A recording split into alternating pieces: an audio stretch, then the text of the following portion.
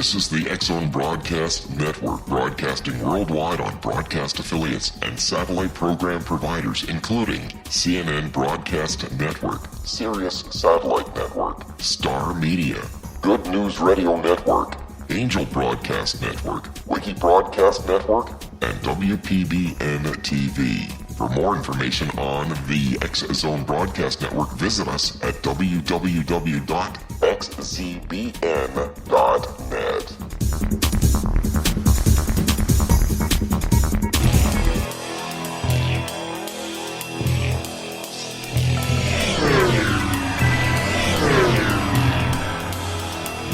This is A Different Perspective with Kevin Randle.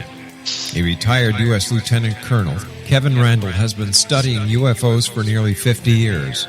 Kevin has investigated some of the most famous UFO cases in the world and has been consulted for dozens of documentaries about UFOs.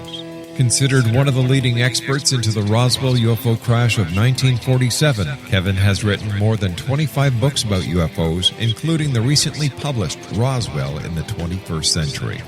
Now, here's the host of A Different Perspective, Kevin Randle.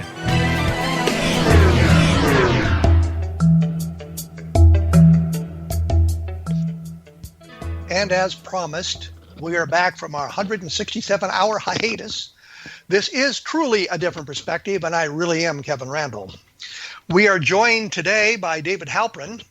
In the 1960s, David Halperin was a teenage ufologist. He grew up to become a professor of religious studies. His specialty, religious traditions of heavenly ascent and otherworldly journeys. He taught history of Judaism at the University of Northern Carolina at Chapel Hill from 1976 through 2000. He's published 5 books and numerous articles on Jewish mysticism and messianism, and 1 novel, Journal of a UFO Investigator, which draws on his teenage dreams and fantasies, as well as the UFO scene of the early 1960s. The novel was published in 2011 by Viking Press and has been translated into Spanish, Italian, and German. David has a blog at www.davidhalperin.net, where he posts bi-weekly on UFOs, religion, and other subjects dear to his heart. He's working on a second novel and on a nonfiction book, Intimate Alien, The Hidden Story of UFOs, in which he explores what UFOs once meant to him and what they mean for us in our culture. He lives in North Carolina with his wife, Rose. David Halperin, welcome to A Different Perspective. I'm delighted to be here, Kevin. I'm going to take a moment here and explain how this all came about. I've been working on a book for a publisher, and I was looking at other UFO landings, and Glassboro was one that came to mind. And the reason it came to mind is back in 1976, when the Project Blue Book files were declassified and sent to Maxwell Air Force Base, to the Air Force Archives, I had an opportunity to go through them. A friend of mine, Bob Cornett, and I went through the big index, and we wrote down every unidentified case. We wrote down the cases that were of photographic interest and those with physical evidence, because we thought those were interested. We kept the names so we could put the names back in after they were all redacted by the Air Force. One of the things we looked at, and it was a thick file, was the Glassboro UFO landing. So as I was doing research on that, I looked that up on the internet, and I came across your name and your website and sent you an email. Now, with all that background, and remembering we don't have a lot of time right now, we'll have to take a break shortly, Glassboro, I believe you investigated it personally. You talked to the witnesses. What did you learn? What I learned eventually is that there was no UFO there. It was a hoax. A student from Glassboro State College had dug a hole, dug a few smaller holes, sprinkled some chemicals in the hole,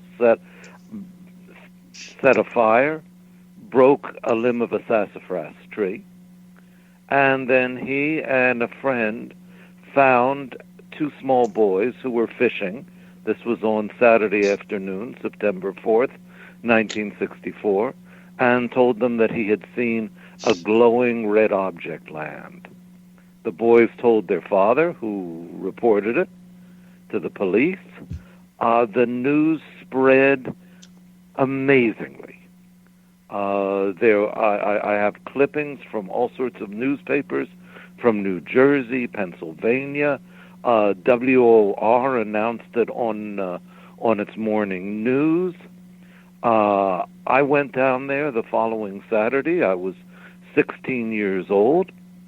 I had procured a letter from a friend of mine who worked at a radio station saying I was a representative of the station, which was completely false. And I went into the police station, was welcomed very warmly. They actually drove me out to the landing site, and I examined and photographed the holes, met a very nice family who took me home for dinner, and who put me in touch with the father of the two boys, with whom I remained in contact for some months. You mean the young boys who reported it to their fathers or told their fathers, as opposed to the guys who created the hoax? Exactly. The guys who created the hoax had vanished, and they only surfaced the following January, or one of them did, when he tried to sell the story to a Pennsylvania magazine, Philadelphia magazine. Well, let me break in here. Sure. In here. We'll get back to this right after the break, but we have to take a break here quickly. If you have a chance, take a look at www.kevinrandle.blogspot.com, and we will return momentarily.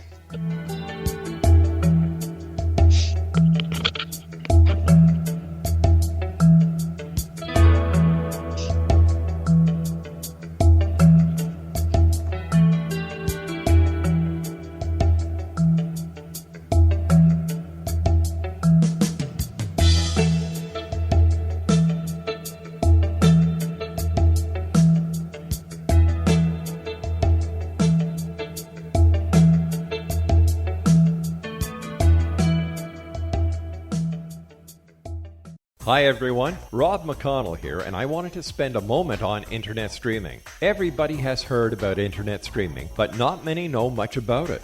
Did you know the internet streams just about everything? Movies. From new releases to old classics. TV shows. Almost every show, every episode, and much more. But the question has always been, how do you do it? Well now, thanks to the folks at 123 Ready TV, I have the answer for you. They have developed a simple program app, 123 Ready TV, that you install on your Windows PC, Android smartphone, or Android tablet that can have you streaming like a pro in less than 5 minutes. You truly won't believe how much is available or how easy it is to do until you try. And for a one-time cost of only $19.99, this product is a real winner. To learn more about 123 Ready TV, visit our website at www.xzbn.net.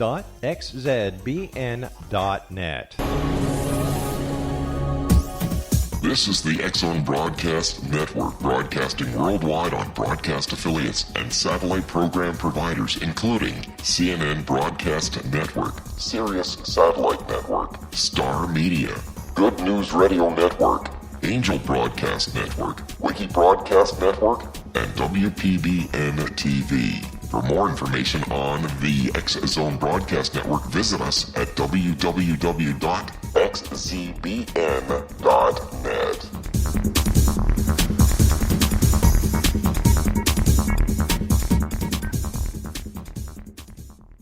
How would you like to be able to read other people's minds? Well, the next best thing is here. When you know how to read a person's name, you know how the person thinks, feels, and behaves. Each letter in our name holds a key to unlock our true essence. Our name contains both our gifts and challenges in this lifetime. Mnemology science discovers personality secrets hidden in the placement of the letters of our names, including the first and last impression people remember about us. Sharon shows us how to interpret the arrangement of letters as outlined in her book, Know the Name, Know the Person. Sharon Lynn Wyeth created mnemology science after 18 years of research and testing her theories, and has supported thousands of people around the world in understanding themselves and others better.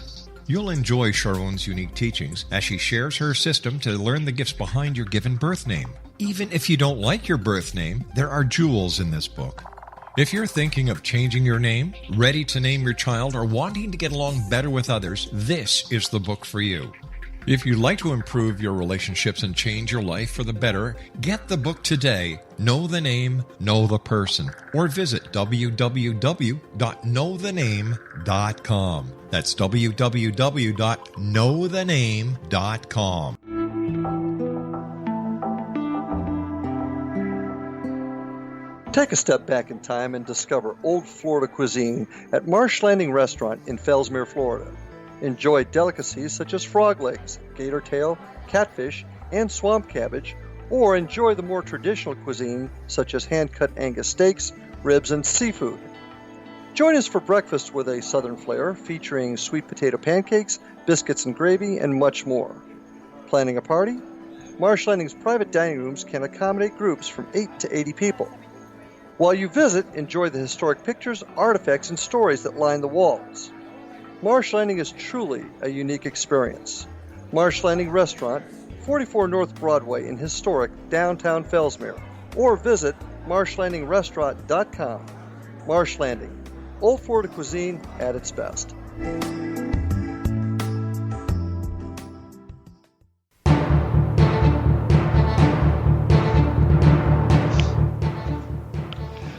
And as I promised, we are back with the naked truth. I mean, a different perspective. Don't want to confuse you people out there. When we left, we were talking to David Halperin about the Glassboro, New Jersey UFO landing in September of 1964. And he had just mentioned to us that one of the fellows surfaced, it disappeared in September, but he had resurfaced in 1965 and trying to sell the story, and the truth is about to come out. So, David, take it from the point where our friend surfaced. And the truth is, it was very, very sad truth for me, because I was working on a monograph that this was going to be my UFO landing. But the sad truth was that he had been arrested for creating a nuisance, that he had tried to sell the story of how he'd hoaxed the landing, and somehow the word got to the police. NICAP had a NICAP investigator had come. I don't know if your audience remembers the National Investigations Committee on Aerial Phenomena. We have mentioned it. We have mentioned it several times in the course of the program, so some of them are aware of NICAP. It was based in Washington, D.C. It was led for a time by Don Kehoe, and eventually in the late 1970s, early 1980s, it kind of faded into oblivion. So you had a NICAP investigator show up, and he was convinced it was real, that the Air Force had said it was a hoax. There was a couple of Air Force people came from McGuire Air Force Base in New Jersey. They said it was a hoax. The NICAP investigator called that absurd. And so I have to say I was in good company. Well, nobody blames you for thinking it's a hoax. And I remember as I began UFO investigations as a teenager myself, it suddenly dawned on me after a few years that every case I was investigating turned out to be an unidentified. And I thought, I'm doing something wrong, because they can't all be unidentified. And I went back and was able to identify some of them. And the other thing I wanted to say about the Glassboro case, I have seen a picture of what is a number of New Jersey state policemen crouching by that hole, looking down into it, published in a number of publications. I'm sure you're aware of that photograph. I don't know that photograph, no. But, I mean, I'm not in the slightest surprise. The police were quite sold on it, and they gave me a diagram, which I scanned, and I put it in my post on Glassboro, where the holes are made into a really symmetrical triangle. And it's only if you look at the measurements they give that you realize that the diagram is all wrong, that the holes weren't symmetrical at all. And I think they were just so convinced that there was really a vehicle that was sitting on top of the ground that distorted their perceptions.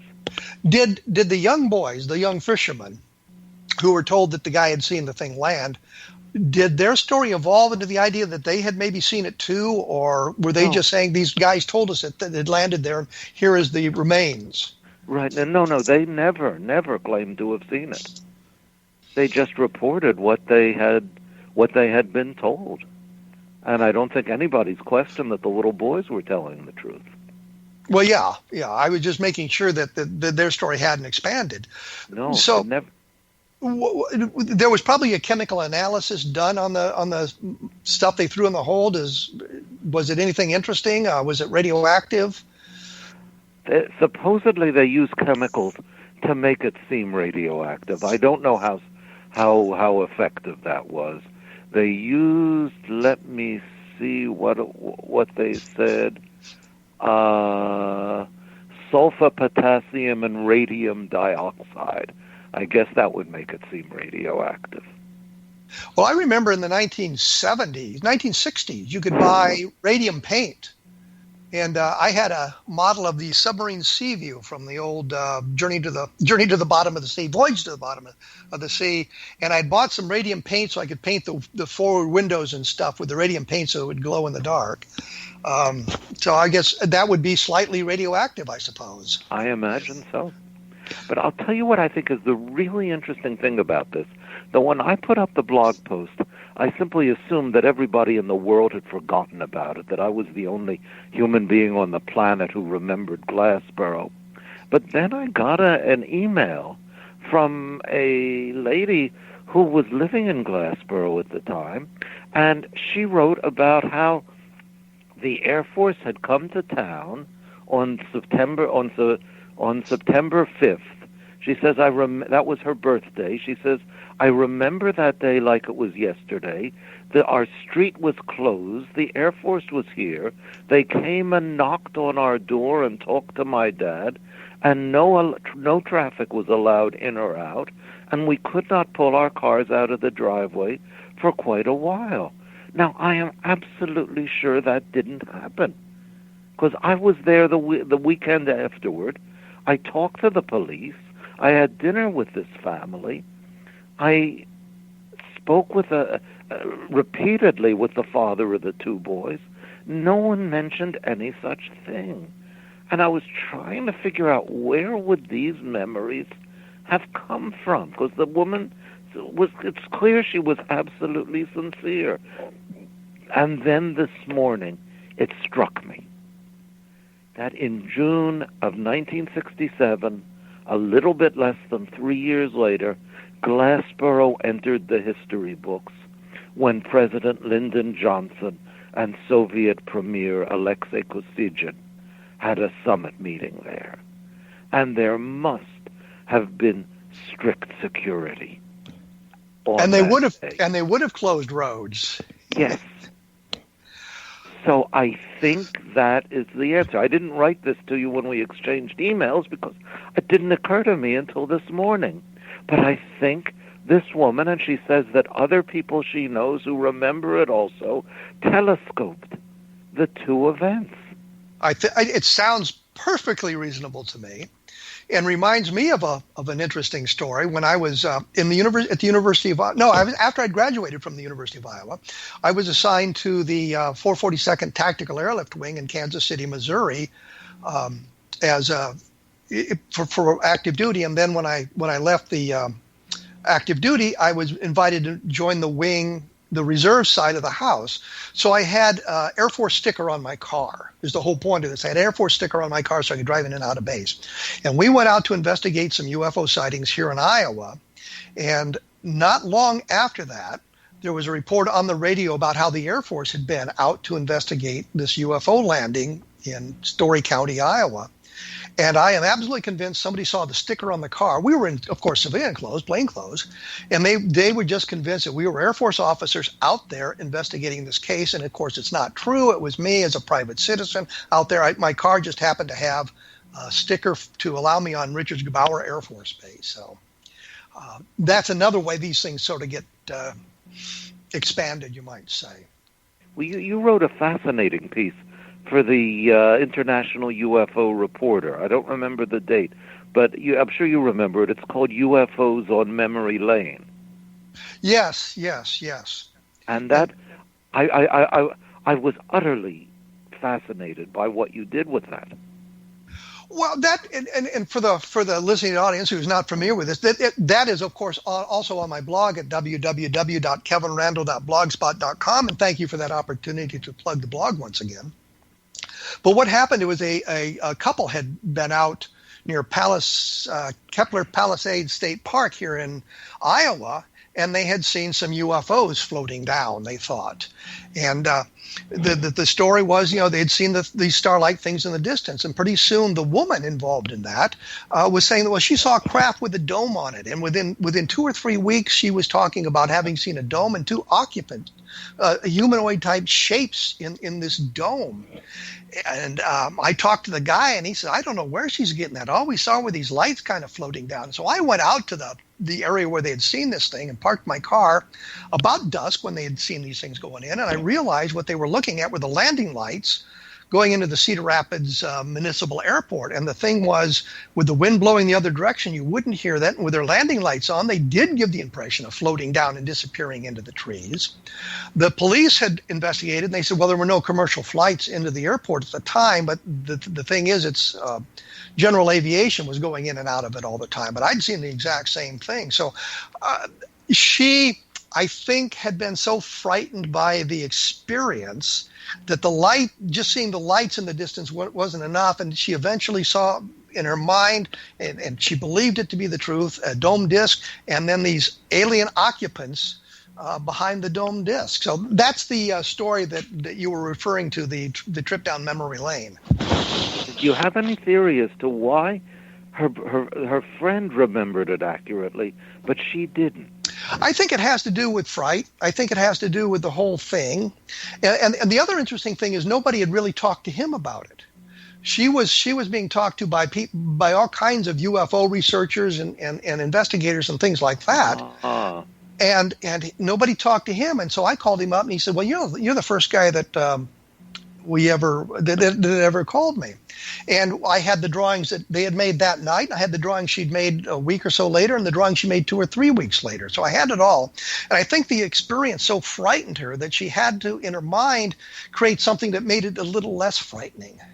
And by seeing beings in the craft, it kind of mitigated the fright, I suppose. So that's my theory, and I don't know if that's accurate or not, but that's kind of what I thought. But it wasn't...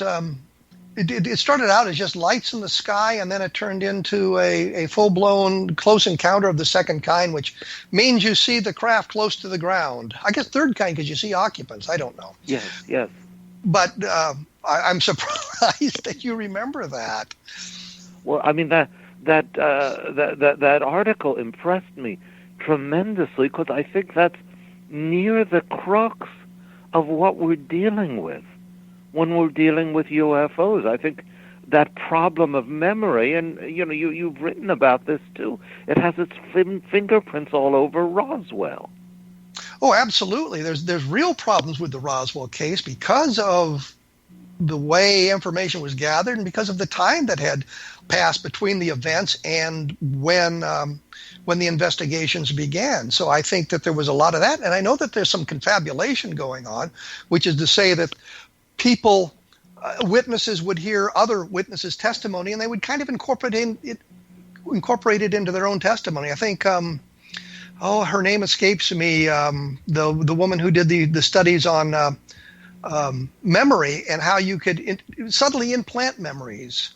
One of them, by asking the question, did you see the blue car? Implying there was a blue car there when there may not have been one. And then people say, well, we saw this blue car and that sort of thing. So we get a lot of that sort of thing going on. But I think that when we look at the whole of Roswell, there are some things that we can look at in the sense that they are documented in the newspaper, so we know what people did and how things went down. And there's some subtle documentation we can use to support some of this. And we have to incorporate all of that in the investigation, just not the spectacular pieces of testimony that people give us, but all these other avenues that become very interesting when we look at a case. We're going to have to take a quick break here again, believe it or not. And when we come back, I think we're going to talk about get away from Roswell and Glassboro if we can, and we'll talk a little bit about your book, Journal of a UFO Investigator. And as I say, you can take a look at his website and his blog at www.davidhalperin.net. And I'll post more information about this on my blog at www.kevinrandle.blogspot.com, and we will be back right after this.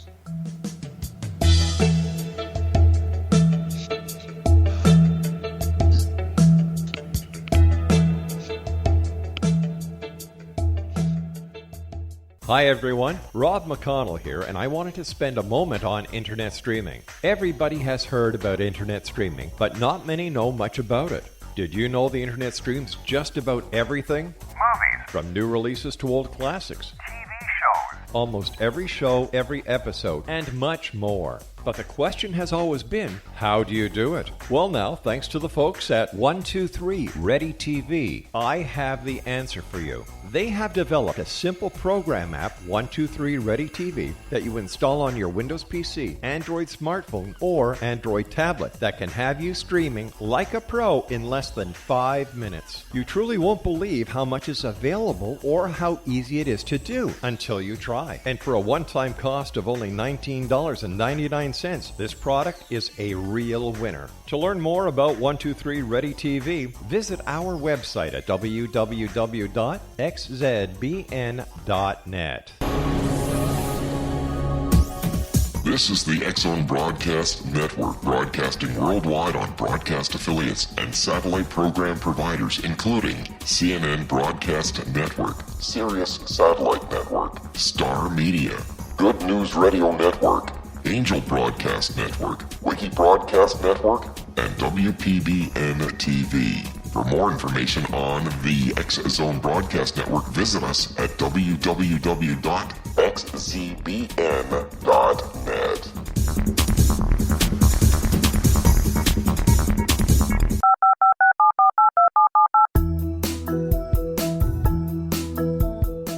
Did you know that when you're on the road with limited data or Wi-Fi, you can still listen to the X-Zone Radio Show with Rob McConnell, The Science of Magic with Gwilda Wiyaka, X-1, Dimension X, Space Patrol, and every minute of the X-Zone Broadcast Network by calling 213-401-0080, courtesy of Audio Now.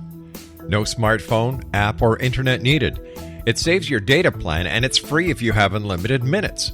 Call 213-401-0080 to listen on any phone, anytime, anywhere. Remember 213-401-0080 for the best of the paranormal, parapsychology, and sci-fi radio programming anywhere, 24/7, 365.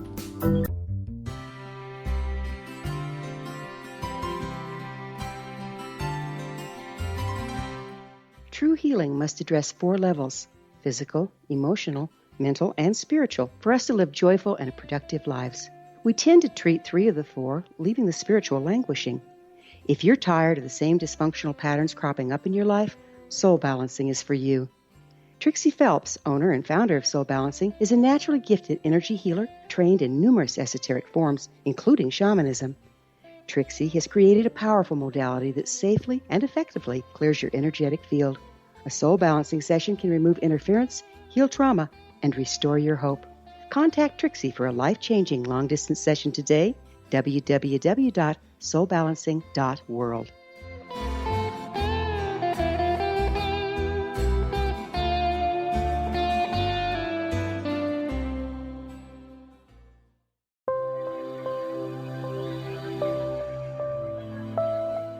There's a legend shared by many indigenous cultures of a time when the nations were cast to the 4 corners of the world. Each nation was given a body of sacred knowledge that held a different portion of the truth to preserve. True reality could not be known until all the nations reunited, combining the information. If a single one was missing, the world could not be reborn and darkness would prevail. The Science of Magic Radio is dedicated to reuniting the sacred knowledge. With the understanding, none of us has all the answers, but together we can open new perceptions and possibilities. Through our combined vision, the world can be reborn into a place where darkness no longer prevails. Join me, Gwilda Wiyaka, and the Science of Magic daily on the X-Zone Broadcast Network, xzbn.net, or visit us at thescienceofmagic.net.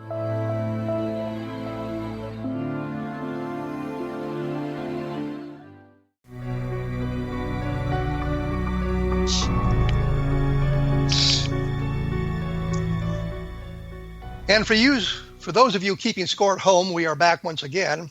And I have to just mention one thing quickly. There's some interesting byplay that goes on between segments here. And this one has been a little bit weirder than most of them. And that was why we were talking about the naked truth. But we are really a different perspective. And I am here with David Halperin. He's the author of Journal of a UFO Investigator. And you can take a look at his blog at www.kevinrandle.blogspot.com. Try that again. www.davidhalperin.net would be his website and blog, not mine. When we left, we were talking a little bit about Roswell. I'm going to try to get away from that, even though I will mention that you can read the whole sordid tale of Roswell in my book, Roswell in the 21st Century, which I think looks at the problems with the testimony that we have, the problems with the lack of real documentation other than some newspaper accounts, the lack of any diaries or letters anybody wrote at the time, and how some of the story kind of evolved into the super space spectacular that it has become. And so if you're interested in Roswell, my take on it, which I think is pretty much closest to the truth, then that might be the book you want to take a look at if you've got a real interest in Roswell. So I know that we've kind of exhausted Glassboro. For those who haven't been paying attention, it is a hoax. It's obviously the Air Force was right and NICAP was wrong, and I think that's one of the things I'll explore at my blog when I put up the link to this program so that you can get a little bit more about what NICAP had to say about it. So I thought maybe we would go off into your novel, Journal of a UFO Investigator, which you said draws on your teenage dreams and fantasies as well as the UFO scene in the 1960s. So tell us a little bit about really kind of the UFO scene in the 1960s as you've incorporated it into the book. Well, much of it is created by Gray Barker.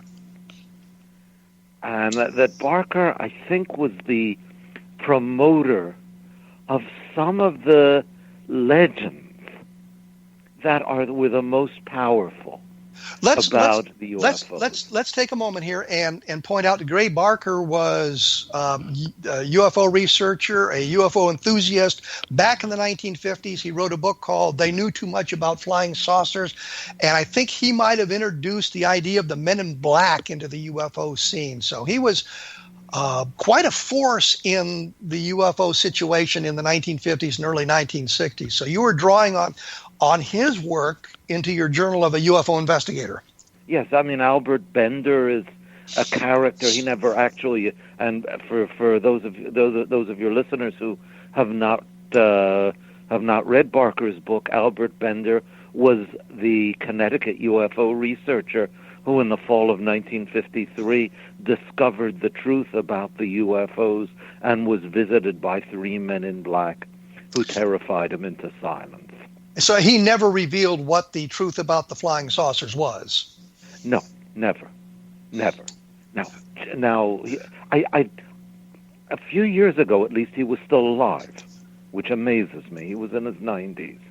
And according to Jerry Clark, who I know has been on the program and who was an old friend of mine, that when people would ask Bender about what had happened to him back in 53, he would just be amazed that people were still interested, which suggests that whatever was going on there, it was no very explosive secret.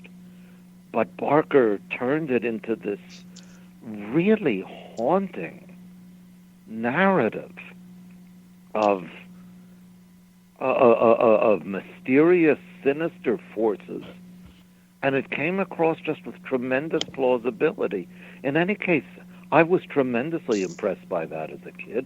I think that was what got me sparked my interest in UFOs.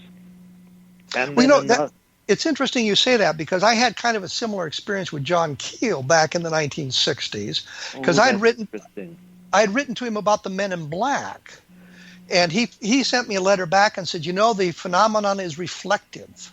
The more interest you have in it, the more important it becomes, and it sort of grows out of that. So I thought that was an interesting comment, especially about the Men in Black. So, yeah, I mean, I think Keel was onto something really important, and that is that the UFO phenomenon is not something out there. It's a part of us. And whether there's also something out there or not is an open question, but certainly the witness becomes part of the sighting. I think also the investigator becomes part of the sighting as well, because I've investigated sightings and I have been called by documentary producers and said, we want to talk to you about blah, blah, blah, whatever the sighting happens to be. And I say, but I'm not the story. The story is this person or that person. And they went, oh, we want to talk to you. So then the UFO investigator becomes the story as opposed to the witnesses being the story. And then the debunker is part of the story. Yes, because we have to have the other side of the picture, no matter how distorted the picture may be.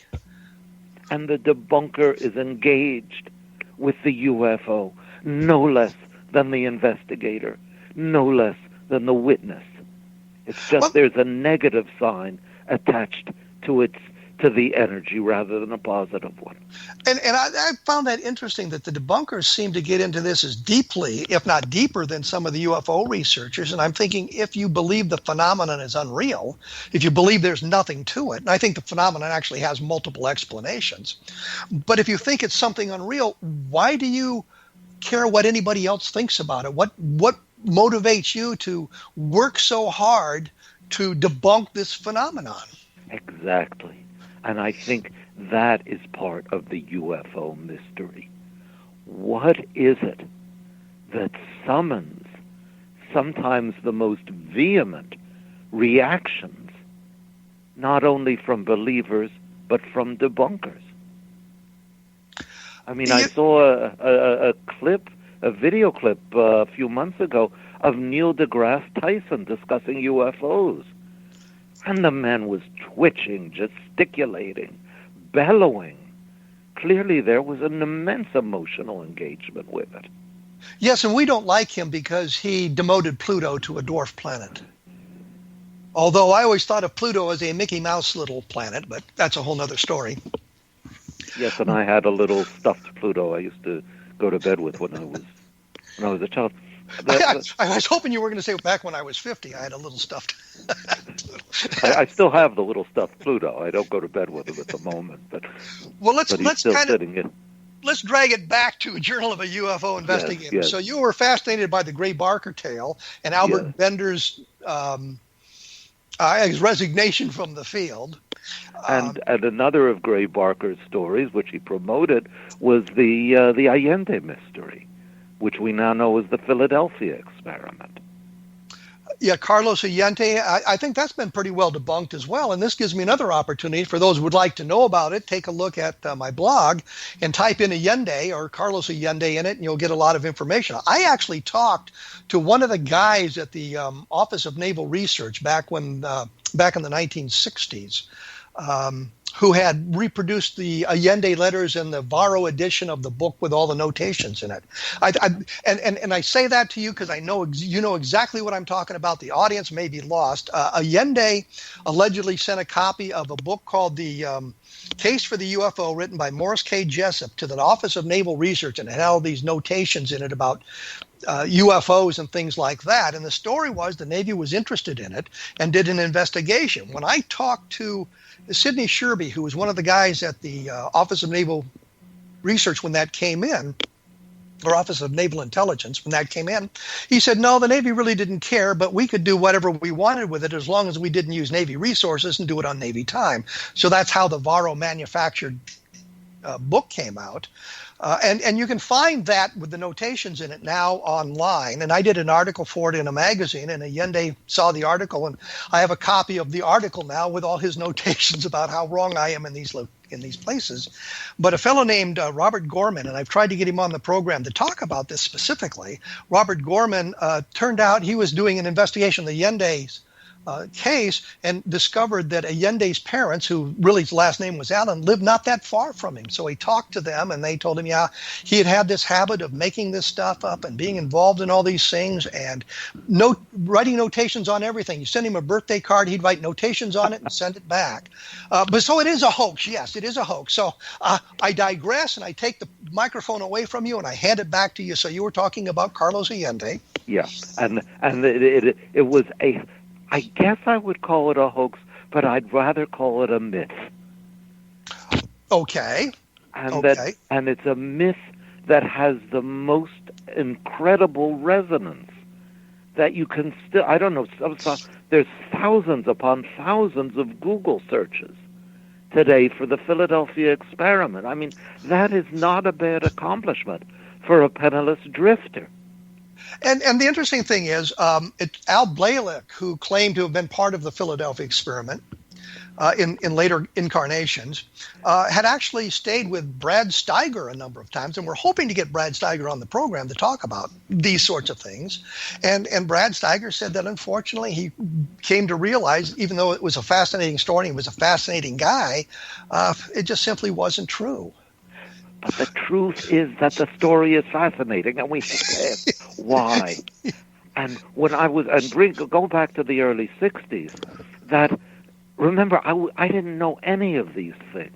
I really thought those annotations had been written by 3 mysterious gypsies, and that was the mindset that I was going back in to Journal of a UFO and Journal of a UFO Investigator. Do you relate these stories in some detail in the book? Yeah. Oh, yeah. The story of Journal of a UFO Investigator is fundamentally autobiographical. A teenage boy whose mother is slowly dying, and who becomes persuaded that UFOs are real, and who constructs a world for himself from the materials of the UFO mythology as it existed in the early 60s, with one difference. I cheated. I put Roswell in. And you know as well as I do that nobody in the 60s would even have heard of Roswell. But well, it was actually, very important for me to do that. Actually, Frank Edwards, in his book Flying Saucer Serious Business, which came out, I think, 65 or 66, actually does mention Roswell. Yeah, I think, yeah. And he gets everything wrong. Right. He gets everything wrong, other than there was a crash, and it was in Roswell. But he gets everything else wrong. So. But I included the bodies found, which nobody had even heard of then, or at least most of us ufologists. But it was very important for me because my aim was to try to tell the story of how a lonely boy coping with an unspeakable reality creates for himself a world built out of these elements. Now, in doing that, I mentioned when I sent you the email, I mentioned dreams. When I remember this clearly. Okay, we know that. Well, let me break in here before we get off on this tangent, because we're gonna have to take our final break here. We'll come back and talk about the dreams. You can find the book if you want to. Viking Press, Journal of a UFO Investigator. Take a look at the blog, www.davidhalperin.net. And I will put up more information about this at www.kevinrandle.blogspot.com. We will return right after this with more of A Different Perspective.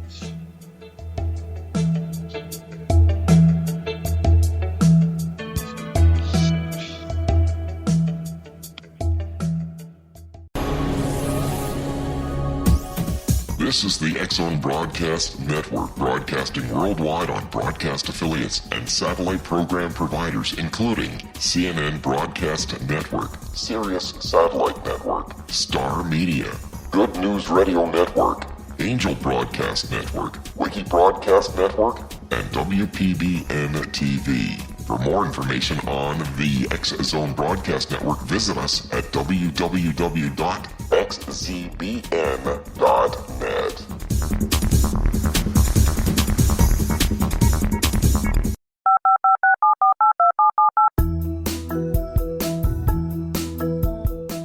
Did you know that when you're on the road with limited data or Wi-Fi, you can still listen to the X-Zone Radio Show with Rob McConnell, The Science of Magic with Gwilda Wiyaka, X-1, Dimension X, Space Patrol, and every minute of the X-Zone Broadcast Network by calling 213-401-0080, courtesy of Audio Now.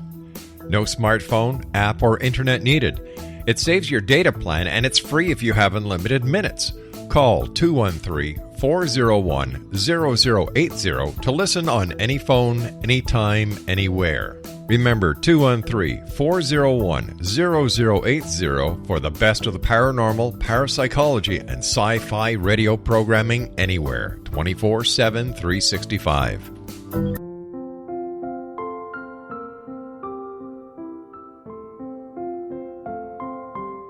I am Dr. Carl O'Helvey, founder, president of a new cancer foundation focusing on evidence-based physical, mental, and spiritual interventions, including natural cancer cures, prayer, meditation, affirmations, nutrition, and other related holistic cancer prevention and cure modalities. These are used in cancer education, research, and financing care. I ask for your help to continue this important work by donating at www.holisticcancerfoundation.com.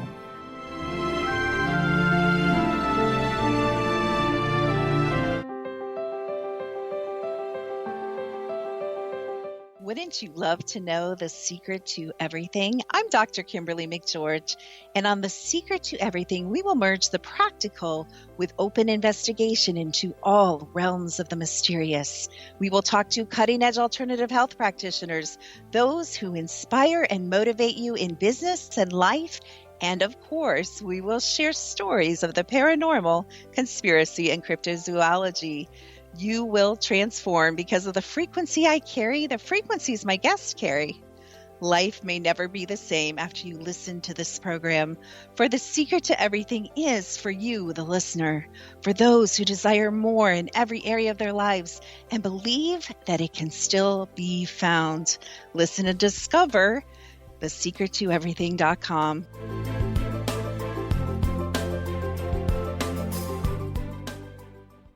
Little children aren't the only ones afraid of the dark.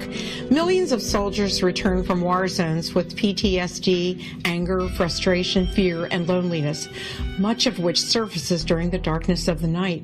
You have the chance to change the lives of these American heroes. Songs and Stories for Soldiers.us provides free MP3 players for these men and women. With a list of 3 million songs in 16 different styles, 100,000 audiobooks, and 30,000 old-time radio programs, every veteran can find something to soothe and comfort them at no cost. All our players contain an 8-hour audio program designed to help veterans fall asleep. With 1,500 plus vets now participating, it's our goal to deliver 10,000 audio players this year. Go to our website at songsandstoriesforsoldiers.us. Help us help a veteran make it through the night.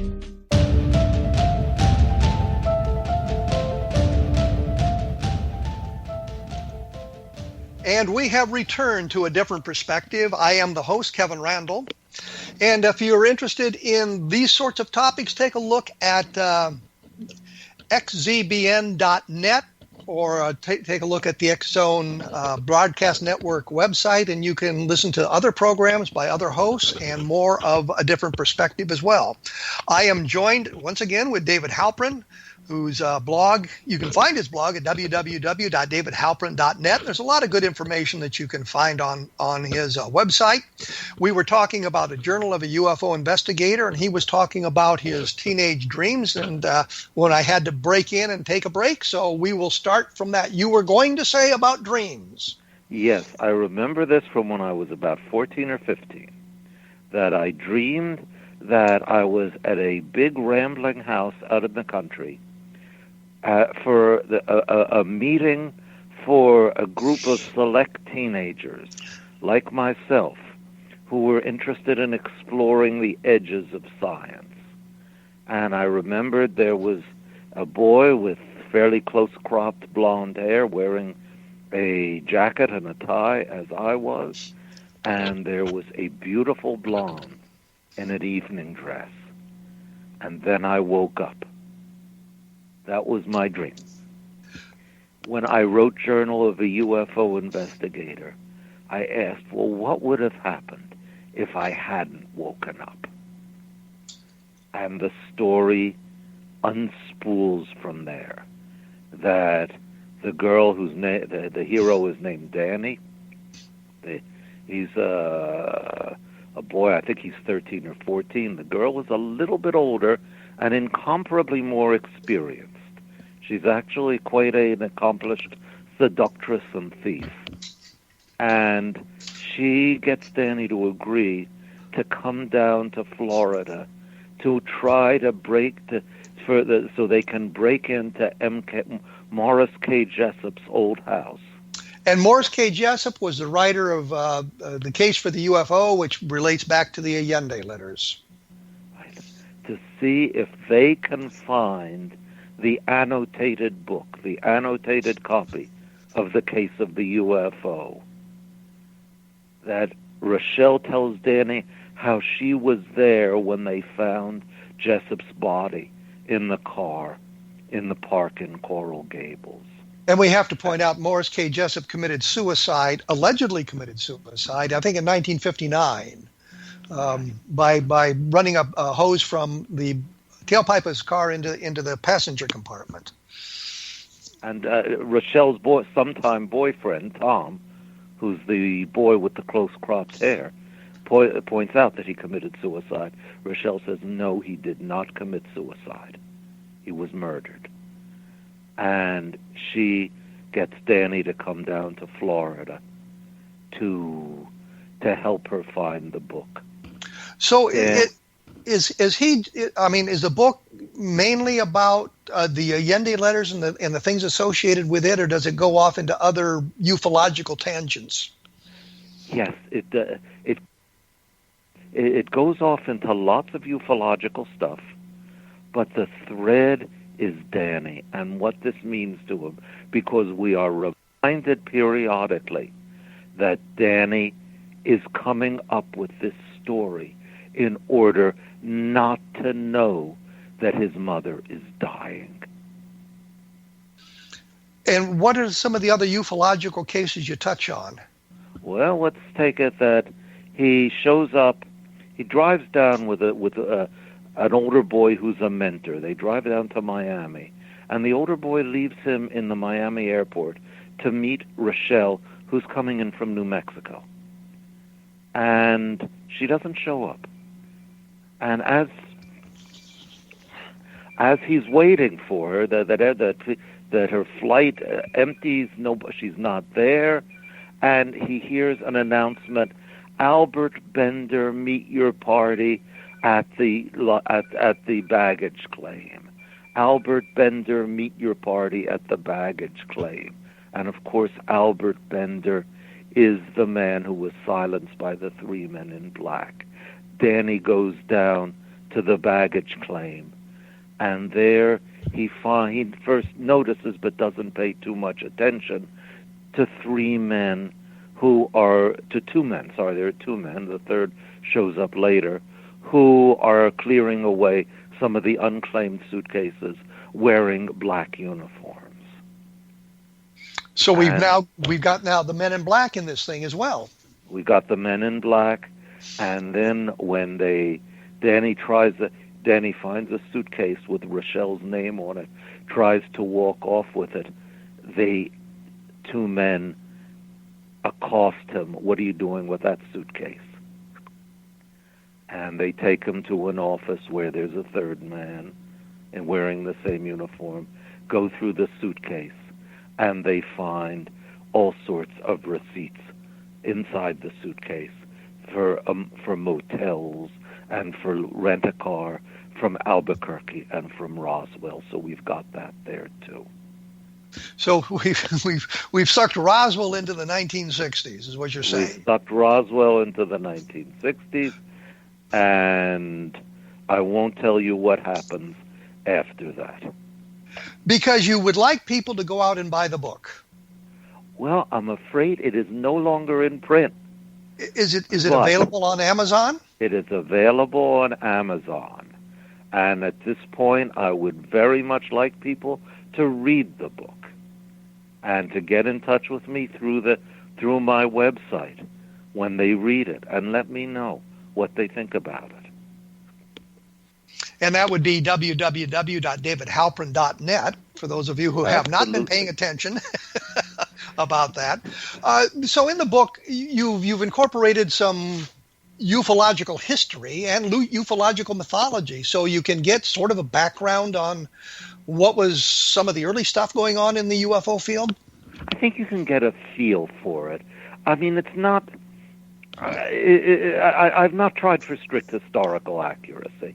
I mean, that the book treats it, that in the novel, I treat it as if those three gypsies actually existed, and that they have some relation to the three men in black. Now, you and I know that they never existed, that Carl Allen, for some reason that I've never been able to understand, wrote his annotations in three different handwritings and three different colors of ink. I mean, which is a difficult trick to do, but I think the man was a genius.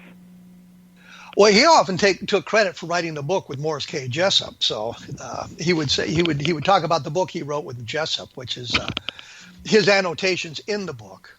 And just to be clear for people to understand, Morris K. Jessup did write a book. He did believe in UFOs. The book did go to the Office of Naval Research, I guess, and was looked at by two officers in the Navy, but the Navy itself didn't care about the book. And now in 2017, we realized that it was a hoax. One of the things he talked about was this disappearance of an aircraft in the Andes in 1947, 1948, the Stardust, I believe, was the name of the aircraft, and it was very mysterious. They were supposedly within sight of the airport in Santiago, Chile, and supposedly disappeared. Many, many years later, I think around 2000, and again, this is on my blog, so you can take a look at it to get all the details. They found the remains of the aircraft, and they had flown into a mountain. They had assumed they were close to Santiago. They had sent them messages over the radio that they were close to Santiago, and then they crashed into a mountain. The aircraft has been found, it's been identified, and the bodies have been recovered. So we know that part of the story, the annotations in the book, are untrue. Because we know what happened to the airplane.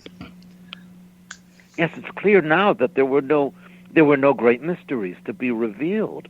I mean, I'm going to insert a plug now for my own blog, the davidhalperin.net. That a few years ago, I put up a whole series of posts on the Philadelphia experiment that I had spent a week reading the Barker-Allen correspondence in the Gray Barker collection at Clarksburg, West Virginia. And I found out all sorts of stuff about Allen as a human being. And I mean, Robert Gurman certainly pegged it perfectly. The one thing, by the way, I did not know was that Allen in his old age was happy in his last years. Well, that's good. Well, we're going to have to break it off here. Even though this is fascinating, I've enjoyed this conversation more than I've joined some of them in the past. Let me thank you for coming on the program. Well, thank you for having me. The book is a Journal of a UFO Investigator. You can find more about it at www.davidhalperin.net and more of it on my blog at www.kevinrandle.blogspot.com. I wanted to take a moment here because something happened today that I wanted to talk about, and that was I was watching a program and I saw a preview for a time travel adventure on Fox Network. I don't know what the name of the program is. I just caught a little bit of it. But it struck me there are 3 time travel programs on network television now. There's Timeless on NBC. There is Time After Time on ABC. And now this thing coming up on Fox. And I've been fascinated by time travel. And I've often wondered if time travel isn't the explanation for the some of the UFO events. And I wanted to bring that up simply because I had done a science fiction novel, and I started it in college, called On the Second Tuesday of Next Week. And it's a time travel story about what happens when alien invaders come into the solar system, and we have a big battle out in space by Pluto, by the way, and how people keep going back and forth, changing the events so that they can come out the victors in this great battle in space. So I thought I'd just mention that you might want to take a look at on the second Tuesday of next week, which you can find as an ebook on Amazon.com. We will be back next week with Lauren Hunter, who is a Minnesota ufologist, and talking to her. And you can find more information about what we've talked about today at www.kevinrandle.blogspot.com. And we will be back after our 167-hour hiatus next week.